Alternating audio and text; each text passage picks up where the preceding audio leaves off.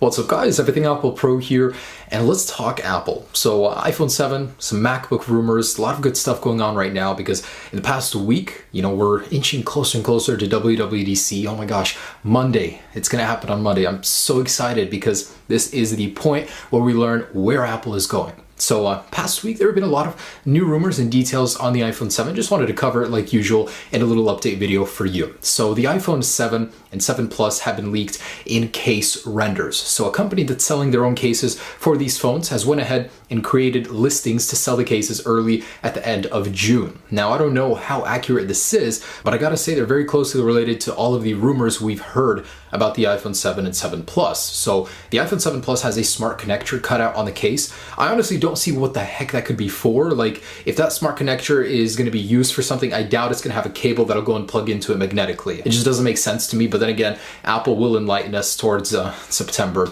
of course, at their event. But other than that, we can see it has a dual lens camera. And the interesting thing is there are now two microphones up top. On the bottom, there is a microphone cutout as well. So will the iPhone 7 Plus have 4 microphones, including one right next to the camera?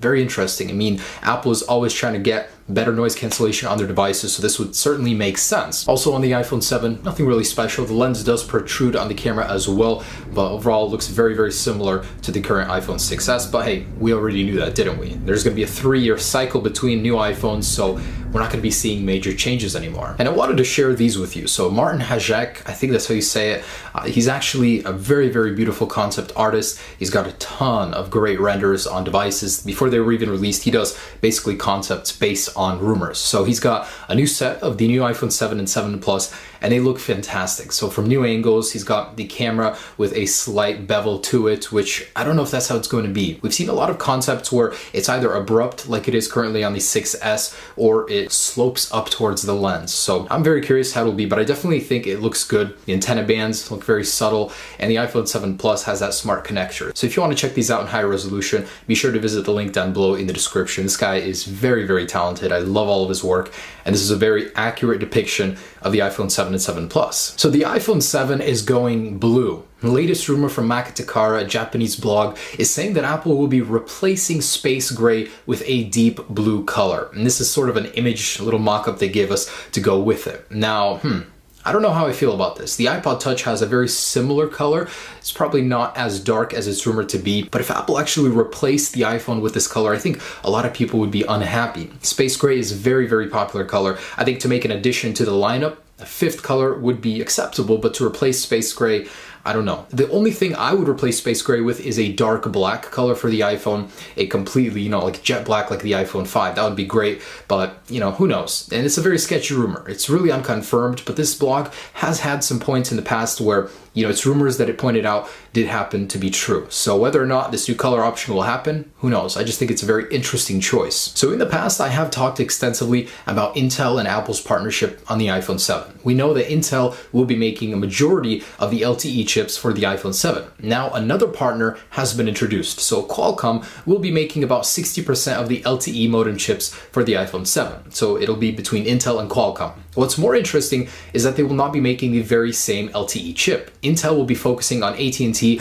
and some other major carriers in the USA, whereas Qualcomm will be working on Verizon and Chinese carriers. So not every iPhone 7 will have the same LTE chip. Just like the iPhone 6s does not have the same manufactured A9 chip, one from Samsung and one from TSMC. So very interesting. I'm kind of curious to see how they perform, but officially on paper, Qualcomm's is superior. It has a download speed of 600 megabits, whereas Intel's only has 450. However, don't worry about which one you get really, because at this point in time, carriers can't even provide 450 reliable megabits download speed, so you'll really never even reach it. So while we're on the topic of hardware, Bluetooth is about to come out with a new standard 5.0 next week. So this would actually bring 2 times the speed and 4 times the range of current Bluetooth 4.2 technology used in the iPhone 6s. And this is really good news. Apple, through every generation, often upgrades the Bluetooth standard of their devices. And the iPhone 7 will very likely have this. However, it's just, a hunch. It's unconfirmed. I'm just thinking, it's the logical step to upgrade the iPhone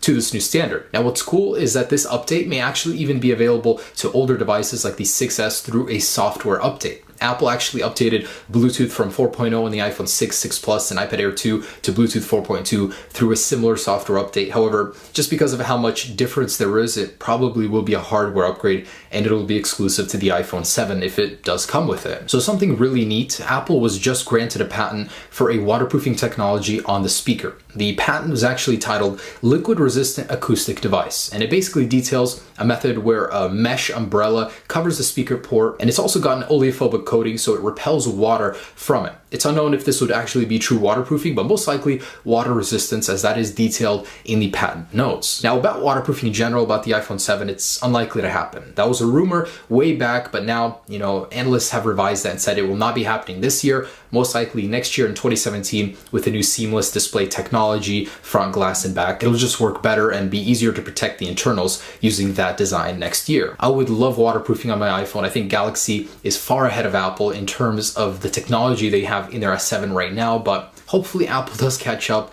even if it's a year or two behind. And I just wanted to throw this in here. So Motorola has actually released new phones titled Z Force, and they have no headphone jack. So in case you were wondering if Apple is crazy in their request for removing headphone jack, they're not. A lot of phone manufacturers are beating Apple to the punch and removing their own headphone jacks before Apple even gets to it. Apple knows the future. Even if we don't at this moment, they usually know where everything is going, and they'll prepare for it even earlier than people anticipate. So very last thing is this really cool concept of the MacBook Pro. So also Martin Hajek, and this is amazing. Based on the rumors, we knew that there would be an OLED panel on the very top that would replace the function keys, and oh my gosh, this looks so beautiful. Apple, I didn't know I would lust after something that doesn't exist this much. I mean, I want this very bad, so I'm hoping that this gets announced at Worldwide Developers Conference in just a few days. Man, even if Apple doesn't release it until later, I just want them to give us some hope that the Mac lineup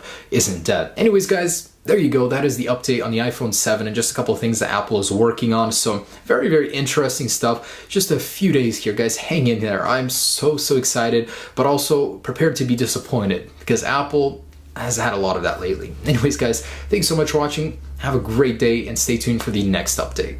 Peace.